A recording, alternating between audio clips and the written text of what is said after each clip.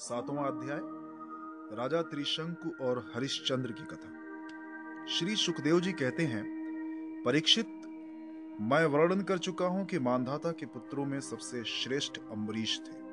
उनके दादा योनाश्व ने उन्हें पुत्र रूप में स्वीकार कर लिया।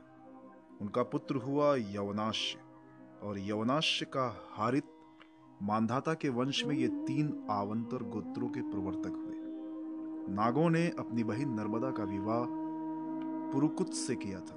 नागराज वसुकी की आज्ञा से नर्मदा अपने पति को रसातल में ले गई। वहां भगवान की शक्ति से संपन्न होकर पुरुकुत्स ने वध करने योग्य गंधर्वों को मार डाला। इस पर नागराज ने प्रसन्न होकर पुरुकुत्स को वर दिया कि जो इस प्रसंग का स्मरण करेगा वो सर्पों से निर्भय हो जाएगा। राजा पुरुकुत्स का पुत्र त्रसदस्यु था। उसके पुत्र हुए अनरण्य, अनरण्य के हर्याश्व, उसके अरुण और अरुण के त्रिबंधन हुए। त्रिबंधन के पुत्र सत्यव्रत हुए। यही सत्यव्रत त्रिशंकु के नाम से विख्यात हुए। यद्यपि त्रिशंकु अपने पिता और गुरु के शाप से चांडाल हो गए थे, परंतु विश्वामित्र के प्रभाव से वे सशरीर स्वर्ग में चले गए। देवताओं ने उन्हें वहां से ढकेल दिया और वे नीचे को सिर किए हुए गिर पड़े, परंतु विश्वामित्र जी ने अपने तपोबल से उन्हें आकाश में स्थिर कर दिया। वे अब भी आकाश में लटके हुए दिखते हैं। त्रिशंकु के पुत्र थे हरिश्चंद्र। उनके लिए विश्वामित्र और वशिष्ठ एक दूसरे को शाप देकर पक्षी हो गए और बहुत वर्षों तक लड़ते रहे। हरिश्चंद्र के कोई संतान न थी, इससे वे बहुत उदास रहा करते थे। नारद के उपदेश से वे वरुण देवता की शरण में गए और उनसे प्रार्थना की कि प्रभो, मुझे पुत्र की प्राप्ति हो। महाराज, यदि मेरे वीर पुत्र होगा तो मैं उसी से आपका यजन करूंगा। वरुण ने कहा, ठीक है। तब वरुण की कृपा से हरिश्चंद्र के रोहित नामक पुत्र हुआ। पुत्र होते ही वरुण ने आकर कहा, हरिश्चंद्र, तुम्हें पुत्र प्राप्त हो गया है, अब इसके द्वारा मेरा यज्ञ करो। हरिश्चंद्र ने कहा, जब आपका ये यज्ञ पशु रोहित 10 दिन से अधिक का हो जाएगा तब यज्ञ के योग्य होगा। 10 दिन बीतने पर वरुण ने आकर फिर कहा, अब मेरा यज्ञ करो। हरिश्चंद्र ने कहा, जब आपके यज्ञ पशु के मुंह में दांत निकल आएंगे तब वो यज्ञ के योग्य होगा। दांत उग आने पर वरुण ने कहा, अब इसके दांत निकल आए, मेरा यज्ञ करो। हरिश्चंद्र ने कहा, जब इसके दूध के दांत गिर जाएंगे तब वो यज्ञ के योग्य होगा।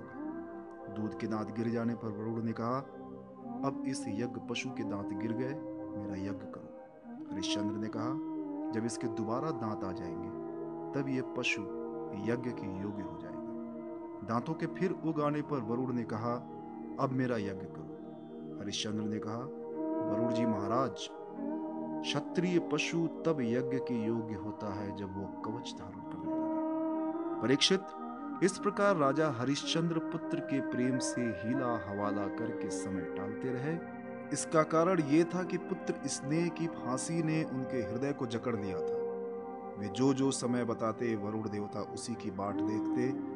जब रोहित को इस बात का पता चला कि पिता तो मेरा बलिदान करना चाहते हैं, तब वो अपने प्राणों की रक्षा के लिए हाथ में धनुष लेकर वन में चला गया। कुछ दिन के बाद उसे मालूम हुआ कि वरुण देवता ने रुष्ट होकर मेरे पिताजी पर आक्रमण कर दिया है, जिसके कारण वे महोदर रोग से पीड़ित हो गए हैं। तब रोहित अपने नगर की ओर चल पड़ा, परंतु इंद्र ने आकर उसे रोक दिया। उन्होंने कहा, बेटा रोहित, यज्ञ पशु बनकर मरने की अपेक्षा तो पवित्र तीर्थ और क्षेत्रों का सेवन करते हुए पृथ्वी में विचरना ही ज्यादा अच्छा है। इंद्र की बात मानकर वो 1 वर्ष तक और वन में ही रहा। इसी प्रकार दूसरे, तीसरे, चौथे और 5वें वर्ष भी रोहित ने अपने पिता के पास जाने का विचार किया, परंतु बूढ़े ब्राह्मण का वेश धारण कर हर बार इंद्र आते और उसे रोक देते। इस प्रकार 6 वर्ष तक रोहित वन में ही रहा। 7वें वर्ष जब वो अपने नगर को लौटने लगा, तब उसने अजिगर्थ से उनके मझले पुत्र शुनशेप को मोल ले लिया और उसे यज्ञ पशु बनाने के लिए अपने पिता को सौंपकर उनके चरणों में नमस्कार किया। तब परम यशस्वी और श्रेष्ठ चरित्र वाले राजा हरिश्चंद्र ने महोदर रोग से छूटकर पुरुष मेघ यज्ञ द्वारा वरुण आदि देवताओं का यजन किया। उस यज्ञ में विश्वामित्र जी होता हुए, परम संयमी जमदग्नि ने अध्वर्यों का काम किया। वशिष्ठ जी ब्रह्मा बने और अयास्य मुनि सामगान करने वाले उद्गाता बने। उस समय इंद्र ने प्रसन्न होकर हरिश्चंद्र को एक सोने का रथ दिया था। परीक्षित, आगे चलकर मैं शुनः शेष का महात्म्य वर्णन करूंगा। हरिश्चंद्र को अपनी पत्नी के साथ सत्य में दृढ़ता पूर्वक देखकर विश्वामित्र जी बहुत प्रसन्न हुए। उन्होंने उन्हें उस ज्ञान का उपदेश किया जिसका कभी नाश नहीं होता।